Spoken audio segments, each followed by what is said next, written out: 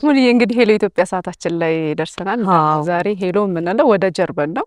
አዎ ፈሪ ፍቃድን ነው የምናገኘው። አዎ ተፈሪ ይኸውልሽ፣ ያው ብዙ ሰው እንደሚያውቀው በዳንሰኝነቱ ነው። አዎ ማይክል ጃክሰን ነው በጣም ኢሚቴት የሚያደርገው ይባላል። እሱ የሚለውን እንሰማለን። እሰይ አለባበስ ትያለሽ፣ ዳንሱን ትያለሽ፣ ጸጉር ምን ትያለሽ። ስታይል ከዛ በተረፈ ግን አንድ ማዕከል አለው በጣም ብዙ አርቲስቶችን የሚረዳ ማዕከል። ስለሱ ለማናገር በጣም ቸኩያለሁ። የኢትዮጵያ ብሔራዊ አርቲስቶች ማዕከል የሚባል አለና አርቲስቶችን በመደገፍም አዎ ቅርብ ጊዜ ደግሞ ለአርቲስቶችም እውቅና በመስጠት በጣም ብዙ ስራ እየሰሩ ነው በጣም ያሉት እና ስለዚህ ዛሬ ብዙ ጥያቄ ነው ያለን። ጀርመን ጎራ ብለሽ ታውቂያለሽ እንዴ? አይ አንቺስ? እኔ ሙኒካን አንድ ቀን አድሬያለሁ። አረ ኦ እና ምንም እንዴት ሰው ነበር? አላውቅም ነበር። ስለዚህ ምንም አላየኋትም። አረ አዎ እንግዲህ ቤተሰብ ዘመድ እናፈራለን። አዎ አዎ ዋን መጣ ይመስለኛል።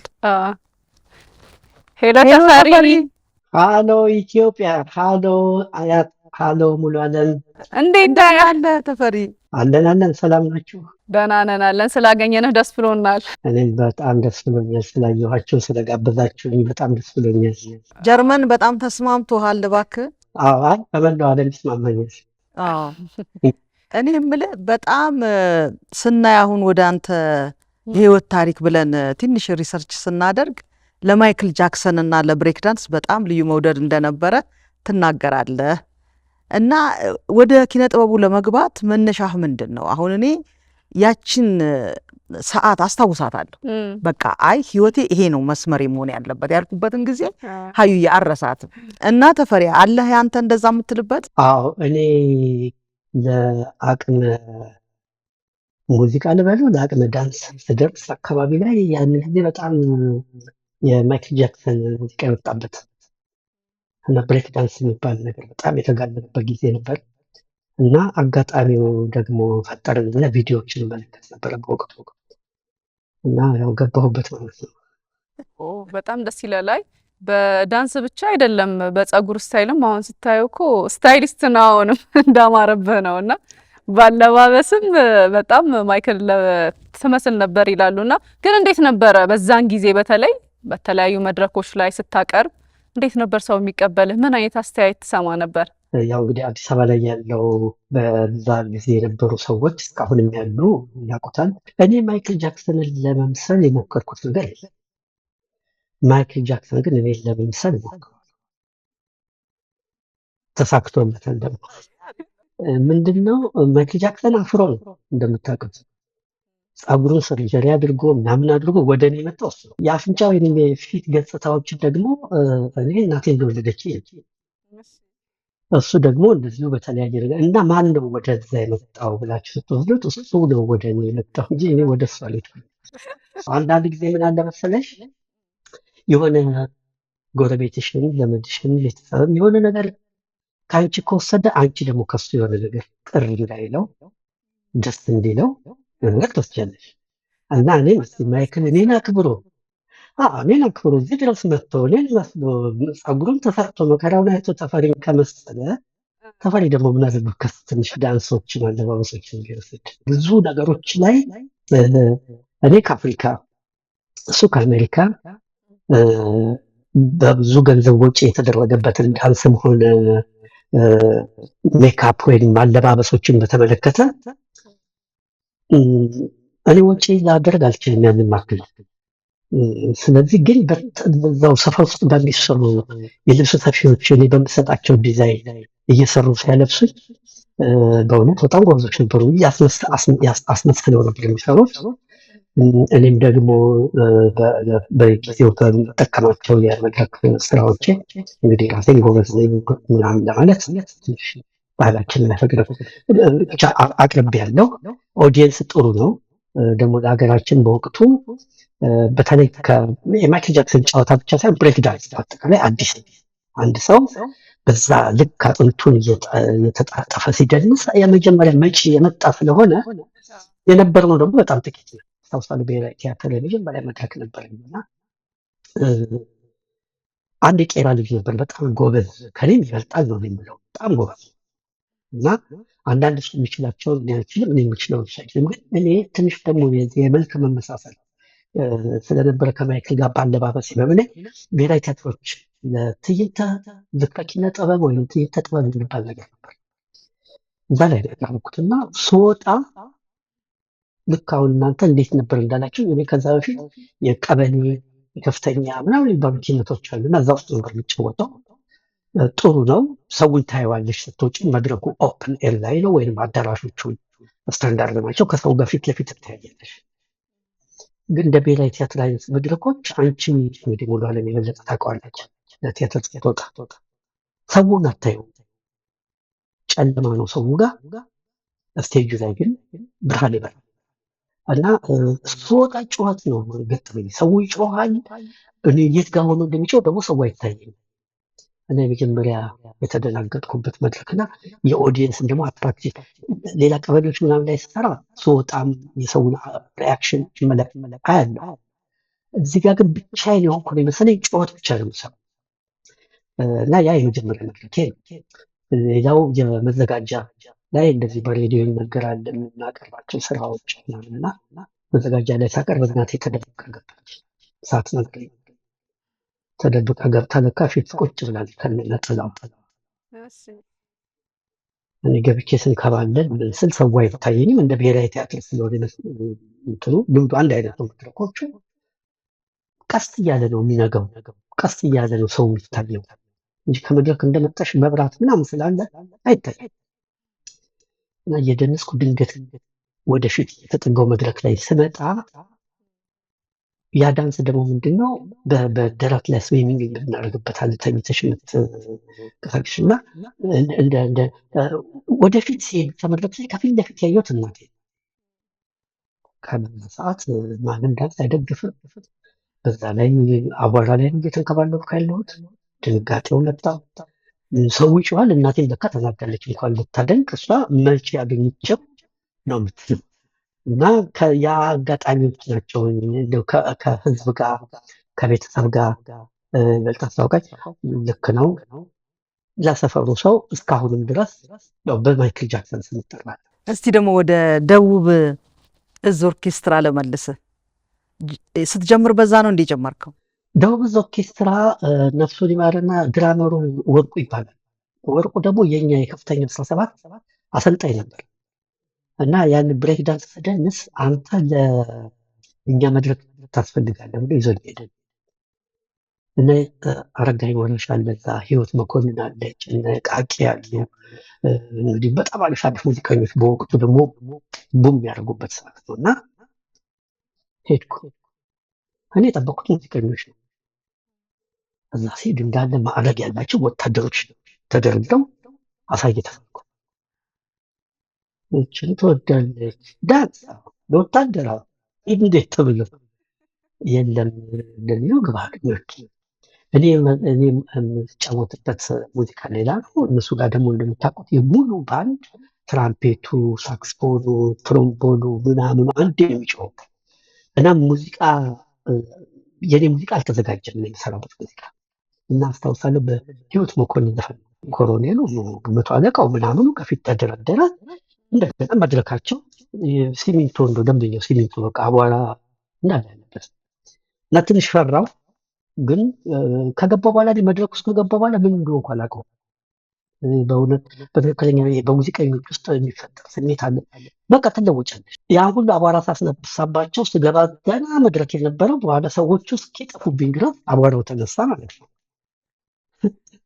እንደ ጥሩ አህያ ተንከባልዬ አመድ ባብዶኝ ተነሳው። ወዲያው ሲቪል ተቀጣሪ እንደሆን ተደረገ። ከነሱ ጋራ ብዙ የኢትዮጵያን ግዛቶች እየዞሩ ያሳዩ ነበር እየወጡ ከአዲስ አበባ። በእነሱ አማካኝነት እንግዲህ እነዚህ የተለያዩ ሀገሮችን ለማየት ይችላሉ። ኢትዮጵያ ውስጥ ያሉት ይሄን ይመስላል። በዛው እንግዲህ ደግሞ ከተማ ውስጥ ያሉት ቲያትር ቤቶች፣ ራስ ቲያትር፣ ሀገር ፍቅር፣ ብሔራዊ ቲያትር ያልሰራሁባቸው መድረኮች የሉም። የተለያዩ ትወና ላይም ዜማ ድርሰት ላይም የተለያዩ ሙያዎች ላይም ተሳትፈሃል እና ምን ነበር የሰራኸው በእነሱ ሙያዎች ዙሪያ? ከነማን ጋር ሰራ? እኔ ሞር ከሙዚቃ የበለጠው አሁን ያለሁበት በትምህርት ቤት ገብቼ ራሻ ነው እንግዲህ ትምህርት ቤት የተመረኩት። ግን ከኢትዮጵያ ጀምሮ ቲያትር ትክክለኛው ተሰጥኦ የምንለው ወይም ቲያትር ነው። ስነ ጽሁፎችን እጽፋለሁ። መድረክ አስተዋዋቂ ነኝ። በጣም ፈጣጣ ነኝ። ሰው ፊት ከወጣ ምንም አልፈራም እና ብዙ ህዝብ ያለበት ውስጥ ገብቼ ሳስተዋውቅ ምንም ችግር የለብኝም እና መድረክ አስተዋዋቂነት እሰራለሁ። በዛው ልክ እንግዲህ ምንድነው ይመጥናል አይመጥንም ባላቅም እነዚህ ዜማ፣ ግጥም፣ ድርሰቶች ሁሉ እዛ ለሚሰሩ አብረው የሚሰሩ እሰጣለሁ። በእርግጥ ምንድነው እንግዲህ ይሄ ሁሉ የሚሆነው ከዋናው ትምህርቴ ጋር ጎን ለጎን ነው። ትክክለኛ የሙሉ ሰዓት የኪነ ጥበብ ሰው አልነበርኩም እና በዚህ መልክ ከፍ እያለ ከዚህ ከከፍተኛ ከኪነት እንግዲህ ወደ ፕሮፌሽናሎቹ ጋር ጠጋሰን ትምህርቴ ላይ ደግሞ መዘናጋት ሲመጣ ከቤተሰቡ ጋር ደግሞ የመጋጨት ነገር ይመጣል። ሁለት ቦታ ላይ ሁለት ቦታ ላይ አድርጌ ነበር ስንቀሳቀስ የነበረው።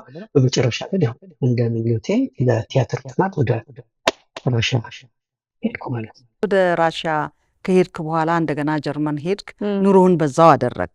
ከዛ ወደ ኢትዮጵያ የተመለስከው እንግዲህ ወደ ታላቁ ሙዚቀኛ ጥላሁን ገሰሰ የሞተ ጊዜ ነፍሱን ይማረውና ለሱ ቀብር ነው የመጣኸውና የዛን ጊዜ ያየኸው አርቲስቶች ላይ ያየኸው ነገር ነበረ።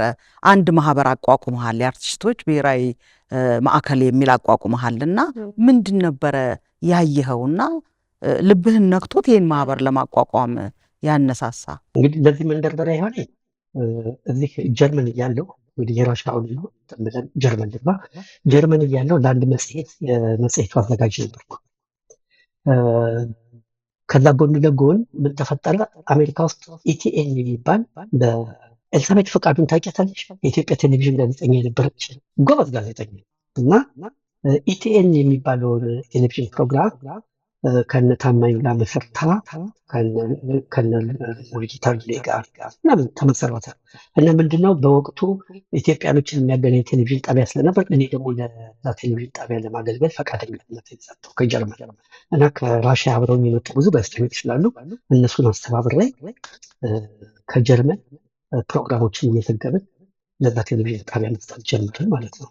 ልክ ይሄ እንደተጀመረ ነው የጋሽ ጥላሁን ረፍት የሆነው እና ምንድነው ያሉኝ ከአሜሪካ እኛ ለቅርብ ስለሆንክ አንተ ለኢትዮጵያ በአስቸኳይ ሂድና ይሄንን ነገር እየዘገብክ አስተላልፍልን አሉ ማለት ነው። ካሜራ ይዤ ኢትዮጵያ መጣሁ። የኢትዮጵያ ቴሌቪዥን የሄድኩት ፈቃድ እንዲሰጠኝ ጠየቅኩ። እነሱ ኮንታክት አደረጉ ኤልሳቤት ፈቃዱን አሜሪካ እኛን ወክሎ ማለች የሆነ ነገር ከነሱ ጋር ተነጋገሩ፣ ተፈቀደልኝ እና ያንን በምሰራበት ሰዓት የጋሽ ጥላሁን የቀብር ስነ ስርዓት እየቀረጽኩ ለነሱ ነው የምልከው።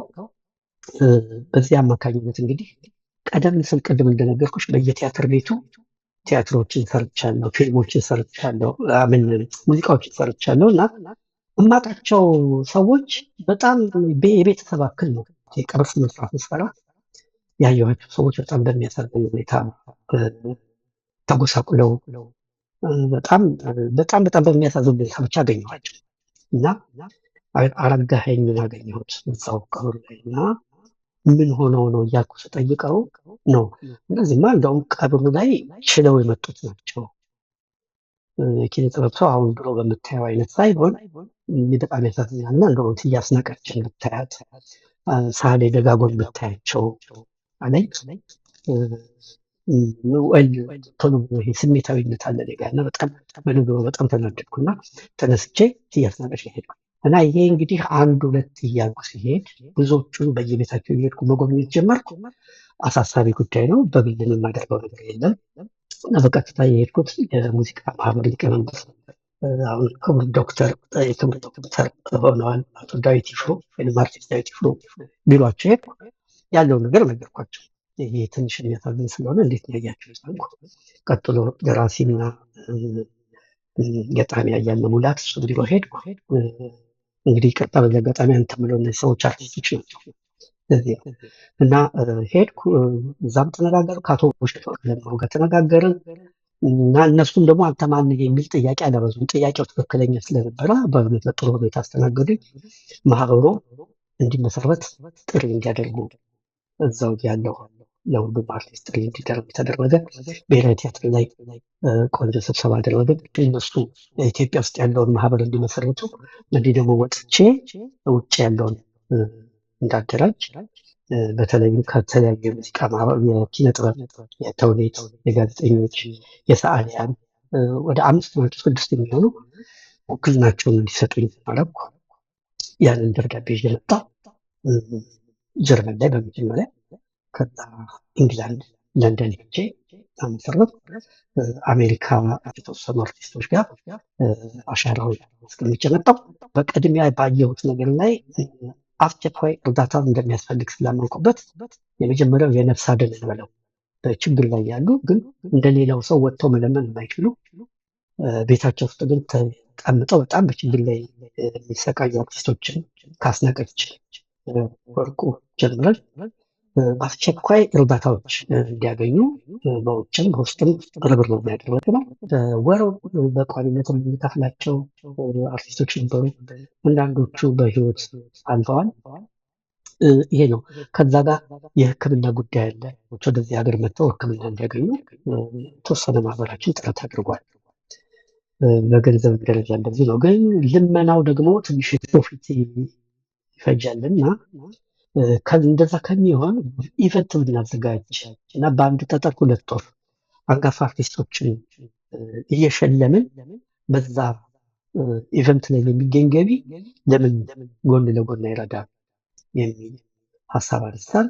የጥሩ ተቀባይነት ሆኖ ከዛ ጊዜ ጀምሮ እንግዲህ አሁን ስም ብጠራም ችግር የለውም የደስታ ስለሆነ ኢቨንታችን ላይ በክብር ሽልማት እነ አለምፀሐይ ወዳጆ አርቲስት አለምፀሐይ ወዳጆን እነ አርቲስት አብራር አብዶን እነ አርቲስት መሐሙድ አህመድን እነ እንግዲህ ፈለቀ የማረው አርቲስት በዛ በክብር ሽልማት ውስጥ እንዲካተት አድርገናል። በጣም ትልቅ ስራ ነው የሰራችሁት። በጣም ደስ ይላል። እነሱንም መርዳቱንም እያሉም ደግሞ ማክበሩን መሸለሙም ትልቅ ነገር ነውና በጣም ብዙ ጊዜ በማህበሩ አማካኝነት ተፈሪ ብዙ ድጋፍና ብዙ ስራ ነው የሚሰራውና ግን ብዙ ጊዜ መናገር አትወድም፣ ሰው እንዲያውቅ አይፈልግምና ምንድነው ምክንያትህ? ተደብቀህ ነው የምትሰራው የምትረዳው? መነሻውም የዚህ ሁሉ መነሻ የዚህ ሁሉ ሂደት የማህበሩም አንተ ስለሆንክ። አንደኛው መለመኛ መሆን የለባቸውም አርቲስቶች እያምናለሁ። ይህ ሁሉም ሰው ቢጋራ ጥሩ ነው። አርቲስት ለመድረክ ምን ያህል ተጨንቆ እኔ ልብሱን ተውሰን መድረክ ላይ ይወጣል። በጣም ራሱን በቃ በኩራት ራሱን ከፍ ያደረገ ነው አርቲስት እና አሁን እንደገና መልሶ ከኔ 20 ብር ከቸገረው ይሄ ቸገረው ብሎ ማሳጣቱ ከሚበላው የበለጠ ቅስሙ መስሎ እንደምታውቁት ደግሞ በእምነትም በክርስትናውም በእስልምናውም የሚታመንም አለ። ቀኝ የሚሰጠውን ግራ ይባላል። የሚሰጡ ሰዎች አሁን በእኛ እንደ ማህበር ብቻ ሳይሆን እንደ ግለሰብ ይሰጣል። እንደ ግለሰብ ለምሳሌ እያስናቀችን ሳስተባብር እኔ አሜሪካ ውስጥ አንዲት ሴት ነች። በቃ እኔ አድርጋለሁ አለች። ሰጠናት። እስከ ለተሞተ ድረስ ረዳቻት። በቃ ያቺ ሴት መታወቅ ላትፈልግ ትችላለች። በተለያዩ እርዳታ ሰዎች ነውር ይሰራሉ። ስለዚህ ይሄን የእርዳታ ነገር እኛ እያወጣን እንደዚህ ከምናደርግ ለምንድን ነው ሰው በቀጥታ እምነት እንዲኖረው የሚረዳውን ሰው በቀጥታ ለምን አንሰጥም ነው የምናደርገው። እና እኔ የተቸገረውን አርቲስት ካወቅኩ በሚረዳው ሰው እና በአርቲስቱ መካከል ችግርነቱን ፈጥራለሁ። እዛ ጋር ያደርጋል ማለት ማህበሩን አምንበታለሁ። ማህበሩ ያደርስልኛል ደግሞ ለማህበሩ ይሰጣል። ወይም ኢትዮጵያ ላለው ወይም እዚህ ላለው ማህበሩ እዛም አለ እዚህም አገኛል አለ እና አሁን በቀደም በቅርብ ቀን መጥቻለሁ። ወደ 500 ሺህ ፈተናል። እሱ ጋር ነበርኩኝ እና ለቢሮ ማስኬጃ እንዲሆናቸው ሰጥተናል። ስራው ግን እንዲሰራ እንቆጣጠራለን። በጣም ደስ የሚል እኔ የምደግፈው በተለይ አሁን በጣም የበዛው ነገር ሰው እየቀረጸ ሰውን ነገርም ባህል ስትሽ ችግር ሚዲያ ላይ ማውጣት ስለሆነ እሱ በጣም ነገር ተዋስቷል። ስለሆነ መጽሐፉም ይላል ቀኝ ሲሰጥ ግራው አይመልከት ይላል ተፈሪ። ይሄ ጥሩ ነገር ነው። በጣም ከአሁን ማህበሩ ከሚያደርጋቸው በርካታ ስራዎች በተጨማሪ እውቅና ይሰጣል ብለናል እና መስፈርቱ ምንድን ነው? አሁን መስፈርቱ ላይ እውነት ለመናገር አነሳሳችን ዋናው ትልቁ ታርጌታችን የተቸገሩትን መርዳት። ይህችኛዋን የሽልማት ያልናት ነገር መነሻ ነች። ባዶ እጃችንን ሰው ከምንለምን ቶሎ ዝግጅት አድርገን እንጥራ ከሚል ነው እንጂ እስካሁን ድረስ ያሻማል ወይም ሀሜት ውስጥ ይከተናል ብለን አስበንበት ክራይቴሪያዎች አውጥተን በእውነት ለመናገር ምንድነው ያደረግነው? በማንኛውም ህዝብ ውስጥ አሻሚ አይደሉም፣ የተለያየ አነጋጋሪም አይደሉም የምንላቸውን አሁን በእውነተኛ ባንሸልም አለምፀሐይ ወዳጆ ማያውቅ አርቲስት ወይም እንደ ማያደንቃት አርቲስት ለሀገር የሰራችው ውለታ ማንም ይሄ ነው የማይላት አርቲስት እና እሷን ስንመርጥ ምንም አልተሰማንም፣ ደስ ብሏል። ጋሽ ማህሙድን ስንመርጥ በጣም በደስታ ምንም እንትን ነበር። ሁለተኛ በድምፃዊ ብቻ ስንሄድ በምናምን ስንሄድ የምትንድማይ በተቻለ መጠን ከሁሉም ለማድረግ እንሞክራለን። የአርቲስቶች ቀን መሰየሙ፣ ሚውዚየምም የኪነ ጥበብ ሙዚየም ሐውልቶችም እንዲቆሙ ብዙ እንቅስቃሴና ስራ ጀምራችሁ ነበርና ከምን ደረሰ? በተወሰነ ደረጃ እንግዲህ ከአሉት አርቲስቶች ጋር በጥልቀት ተነጋግረናል። አዳዲስ ስራ ምራዎችን እናድርግና አለን። አዳዲስ ሰዎቹ ተክተናል። ደግሞ በገንዘብ ሁኔታም ደግሞ እንትን እንዳይባል ከሀገር ውስጥ አንዳንድ የገንዘብ ማሰባሰቢያ ስራዎች በቅርብ ቀን ይሰራሉ። ሀገራችን ላይ ቫለንታይን ዴይስ የሚባል ነገር ተለምዷል። የሴቶች ቀን አለ፣ የወንዶች ቀን አለ፣ የምናምን ቀን አለ፣ የምናምን ቀን የአርቲስቶች ነገር የለም። እንግሊዝ ሀገር ስትሄዱ እንግሊዝን እንግሊዝ ያደረጓት ቢትልስ ናቸው ይባላል። አሜሪካ ስትሄዱ የአሜሪካን ሆሊውድ ሀገር ይቀርጻል፣ አርት ሀገር ይቀርጻል። ተፈሪ አሁን በመጨረሻ ምን ላነሳልህ ነበር መሰለ፣ አንተ ቀድመህን እንደውም አነሳ። አሁን የባህል ሚኒስትራችን ራሱ አርቲስት ነው፣ እኛም አለን። ይኸው እዚህ ከአንተ ጋር በሄሎ ኢትዮጵያ ተገናኝተናል።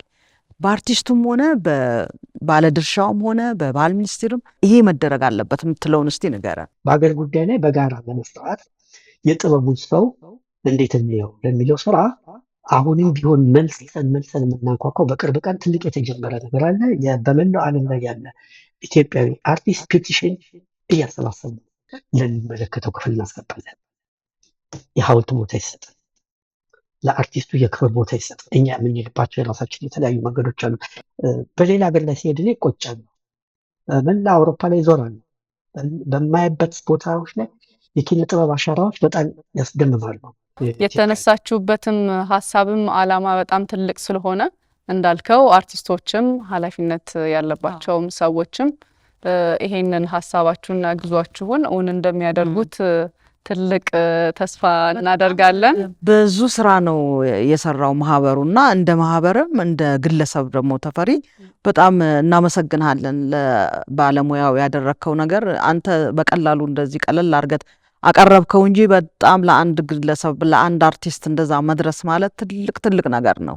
እኔም እንደ ባለሙያ የምናግዝ ነገር ካለ አሁን እንግዲህ ግንኙነቱን ፈጥረናል። ስለተገናኘን በጣም ደስ ብሎናል።